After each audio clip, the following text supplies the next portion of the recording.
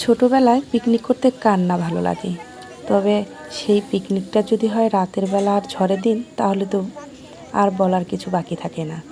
তো সুপ্রিয় দর্শক মণ্ডলী, নতুন একটা এপিসোডে আপনাদের সবাইকে আবারও স্বাগতম। অনেক দিন পরে চলে আসলাম ছেলে মেয়েদের পিকনিক খাওয়ার কিছু ভিডিও নিয়ে। প্রচণ্ড ঝড় হচ্ছে, তার ভিতরে কিন্তু সবাই মিলে পিকনিক খাচ্ছিল।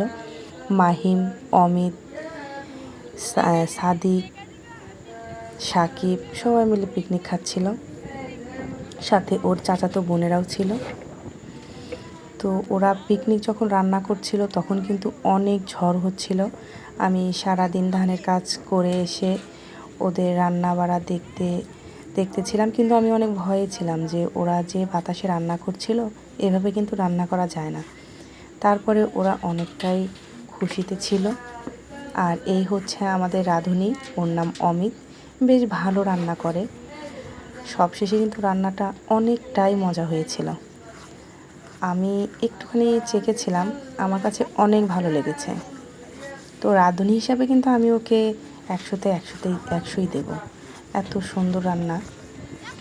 সচরাচর অনেক মেয়েরাই আছে এত সুন্দর করে রান্না করতে পারে না। অ্যাকচুয়ালি আমিও এমন করে রান্না করতে পারি কিনা জানি না, তবে ওর রান্নাটা কিন্তু অনেক মজা হয়েছিল। তো দেখেন, এই ঝড়ের ভিতরে ওরা যখন রান্না করছিল তখন ওদের কাগজের ঘরগুলো উড়ে যাচ্ছিল। ওরা কিছু সময় রান্নার কাছে ব্যস্ত ছিল, আবার কিছু সময় দৌড়ে এসে এই কাগজগুলো টেনে টেনে ধরছিল, আবার নতুন করে বাঁধছিল। এভাবে কিন্তু ওরা পিকনিকটা সম্পন্ন করেছে।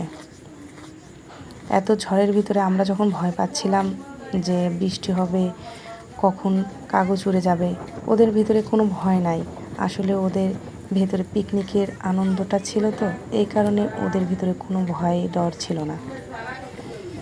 তো এইভাবেই ওরা রান্না শেষ করলো। ওই যে মাহিম আর একটা ছেলে ওখানে কাগজটা ধরেছিল, আর এ হচ্ছে মাহিমের জ্যাঠাতো ভাই।